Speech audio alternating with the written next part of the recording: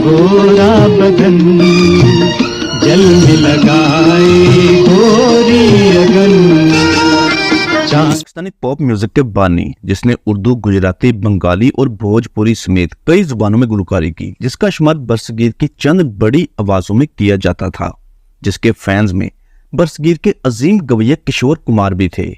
हर गीत को हीरो की बॉडी लैंग्वेज और सियाको सबाक के मुताबिक गाते। गुलकारी की दुनिया में अहमद रुश्दी को उस्ताद माना जाता है।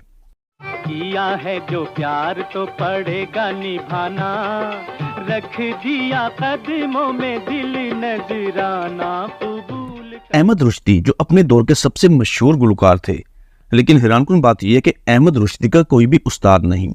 शौक, चंचल, कॉमेडी और नोक झोंक वाले गीत गाने वाले अहमद रुश्दी का कोई सानी नहीं था। यही वजह थी कि उन्हें पाकिस्तान का सबसे पहला पॉप गुलकार होने का एजाज मिला। वहीद मुराद पर पिक्चराइज होने वाले गानों में अहमद रुश्दी की आवाज लाजमी हुआ करती थी, लेकिन अफसोस के अहमद रुश्दी और वहीद मुराद ये दोनों अजीम फनकार अपनी जवानी में ही इस दुनिया से चले गए।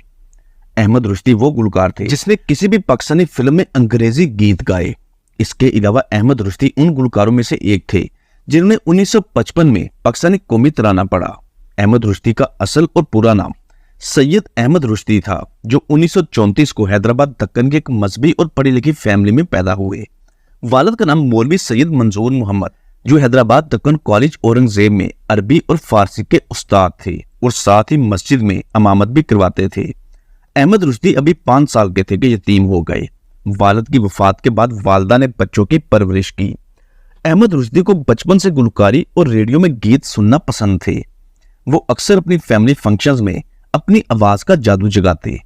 हालांकि उनके खानदान में कोई भी इस फील्ड में नहीं था, यह सैयद घराना था। हैदराबाद के रेडियो स्टेशन से अपने फनी सफर का आगाज किया। 1951 की हिंदी फिल्म इबरत से गुलकारी का आगाज हुआ। क्या पाकिस्तान के चंद सालों बाद अपनी वालदा और बहन भाइयों के साथ पाकिस्तान आए और कराची में आकर बस गए। कराची आकर यहाँ रेडियो पाकिस्तान के साथ वाबस्ता हो गए। रेडियो में बच्चों के मुख्तलिफ प्रोग्रामों की मेजबानी के साथ साथ गुलकारी भी करनी शुरू कर दी। रेडियो पाकिस्तान कराची से अहमद रुश्दी का जो पहला गीत कामयाब और रिलीज हुआ, उसके बोल कुछ यूं थे। बंदर रोड से कमियारी, मेरी चली रे घोड़ा गाड़ी, बाबू हो जाना फुटपाथ पे। मेरी चली रे घोड़ा गाड़ी, बाबू हो जाना फुटपाथ पर। बंदर रोड से केमाड़ी, मेरी चली रे घोड़ा गाड़ी, बाबू। ये गीत अपने दौर का बहुत ही मशहूर गीत था। यहाँ से कामयाब दौर का आगाज हुआ। बतौर प्लेबैक सिंगर फिल्मी कैरियर का आगाज 1956 में फिल्म अनोखी से हुआ, जिसमें अहमद रुश्दी के हमरा लहरी ने इस फिल्म से डेब्यू किया। 1961 में फिल्म सपेरन में अहमद रुश्दी का पहला कामयाब गीत चांद सा मुखड़ा गोरा बदन, जिसमें आयरन परवीन ने उनका साथ दिया। इसी फिल्म की बदौलत मजीद शोहरत और कामयाबी मिली और इसी गीत की वजह से पहली बार निगार अवार्ड हासिल किया।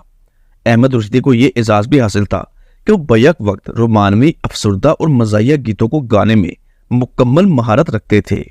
1962 की सुपरहिट फिल्म मेहताब, जिसमें नय्यर सुल्ताना ने टाइटल रोल अदा किया था, इस फिल्म का लाजवाब कॉमेडी गीत जो अहमद रुश्दी की आवाज में हमेशा के लिए अमर हो गया, जिसके बोल कुछ यूं थे कि गोल गप्पे वाला आया गोल गप्पे लाया। यह था अहमद रुश्दी का पहला सुपरहिट कॉमेडी सॉन्ग और इसी फिल्म से उनको ब्रेक थ्रू मिला। यहां से तारीख साज कैरियर का आगाज हुआ। 1964 की फिल्म खामोश रहो, जिसमें मास्टरपीस गीत जो हबीब जालब की नज़म से लिया गया, मैं नहीं मानता मैं नहीं जानता। इस गीत को अहमद रुश्दी की आवाज में मोहम्मद अली साहब पर फिल्माया गया था। 1966 में वहीद मुराद की प्लेटिनम जुबली फिल्म अरमान रिलीज हुई, जो कि पाकिस्तान की तारीख की पहली कामयाब तरीन फिल्म थी और ये फिल्म वहीद मुराद और ज़ेबा के कैरियर की सबसे बड़ी फिल्म थी और इस फिल्म के बाद इस जोड़ी को फेवरेट जोड़ी करार दिया गया। इस फिल्म में अहमद रुश्दी ने 5 गीत गाए, जिनमें से 2 गीत सुनने वालों की समातों में हमेशा के लिए महफूज हो गए, जिसको आज भी उसी शौक और जज्बे से सुना जाता है। सदाबहार गीत अकेले न जाना हमें छोड़कर तुम, इस गीत ने पाकिस्तानी फिल्मों में गीत के मेयार को बुलंद कर दिया। जबकि इसी फिल्म का दूसरा दिलचस्प गीत को रीना, अहमद रुश्दी की वजह से पाकिस्तान में पॉप म्यूजिक का आगाज हुआ। म्यूजिकल बैंड्स बनाने की रवायत पड़ी, क्योंकि वो मुख्तलिफ प्राइवेट पार्टीज में भी जाकर फन का मुजाहिरा किया करते थे। अहमद रुश्दी की आवाज और वहीद मुराद साहब का बतौर फिल्मी हीरो होना, दोनों के कॉम्बिनेशन को बहुत पसंद किया गया। अगर ये कहा जाए कि 60 की दहाई में पाकिस्तान के नंबर 1 सिंगर अहमद रुश्दी थे तो गलत नहीं। दिल को जलाना हमने छोड़ दिया, फिरते थे मारे मारे तेरी गली में प्यारे। 70 की दहाई के दरमियान तक अहमद रुश्दी अरूज पर रहे, लेकिन इसी अरसे में वो खतरनाक बीमारी का शिकार हो गए। अहमद रुश्दी साहब ने टीवी, रेडियो और फिल्मों में बैक वक्त गुलकारी का सिलसिला जारी रखा। शौक चंचल आवाज के मालिक इस गुलकार को पाकिस्तान समेत भारत, बांग्लादेश में भी पसंद किया जाने लगा, क्योंकि वो मुतअद्दिद जुबानों में गीत गाते थे। भारतीय अजीम गुलकार किशोर कुमार साहब अहमद रुश्दी के मदाहों में से एक बार उन्होंने लंदन में किसी तकरीब के मौके पर अहमद रुश्दी का गीत गाकर उन्हें खराजे तहसीन पेश किया। इसके अलावा मौजूदा दौर के इंडियन सिंगर्स में, जिनमें कुमार सानू और सोनू निगम, ये दोनों भी अहमद रुश्दी के मदाहों में शामिल हैं। उन्हीं के गीत गाकर अक्सर उन्हें ट्रिब्यूट पेश करते हैं। आपको ये जानकर हैरानगी होगी कि अहमद रुश्दी साहब को अदाकारी का भी बेहद शौक था। कई फिल्मों में मुआवन अदाकार के तौर पर काम किया, मगर अदाकारी में कामयाबी हासिल ना कर सके। अपने अरूज पर 1976 में पहली बार दिल का दौरा पड़ा, जिस पर उनको फौरी हॉस्पिटल मुंतकिल किया गया और खुशकिस्मती से जान बच गई। लेकिन डॉक्टरों ने अहमद रुश्दी को बता दिया कि अगर तो जीना है तो गुलकारी छोड़नी होगी, मगर वो ना माने। इलाज के साथ साथ गुलकारी भी जारी रखी। लेकिन फिर ऐसा वक्त भी आया कि अहमद रुश्दी को गुलकारी तर्क करनी पड़ी। उस दौर में जब सेहत की सहूलियत वैसी नहीं थी जो आज के दौर में है। अगर उस दौर में आज के दौर की सहूलियत होती तो शायद डॉक्टर कभी भी अहमद रुश्दी को दिल की तकलीफ के बाइस गुलकारी छोड़ने का मशवरा ना देते। गुलकारी से दूर होते ही अहमद रुश्दी ने कंपोजिंग स्टार्ट कर दी। 1981 में एक बार फिर दिल का दौरा पड़ा और खुशकिस्मती से इस बार भी जान बच गई। कुछ अरसा आराम किया और दोबारा म्यूजिक के साथ वाबस्ता हो गए। वो एक फनकार थे, अपनी सारी जिंदगी फन के साथ वाबस्ता रहे। किसी भी फनकार के लिए फन के अलावा कोई दूसरा काम करना इतना आसान नहीं। वो अपने आखिरी वक्त तक म्यूजिक के साथ वाबस्ता रहे। बिलाखिर 11 अप्रैल 1983 का दिन इस अजीम गुलकार की मौत का परवाना लेकर आया।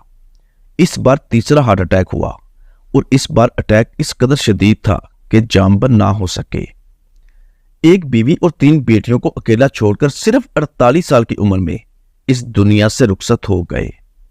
खानदानी विरासत और गायकी के सिलसिले को आगे बढ़ाने के लिए वारिस कोई भी नहीं, यानी बेटा नहीं, सिर्फ बेटियां हैं। और यूं अहमद रुश्दी जैसे अजीम गुलकार का फने विरासत आगे ना बढ़ सका। सोगवारान में 3 बेटियां और एक बेवा छोड़ी कराची सखी हसन कब्रिस्तान में स्पुर्देखा कर दिया गया।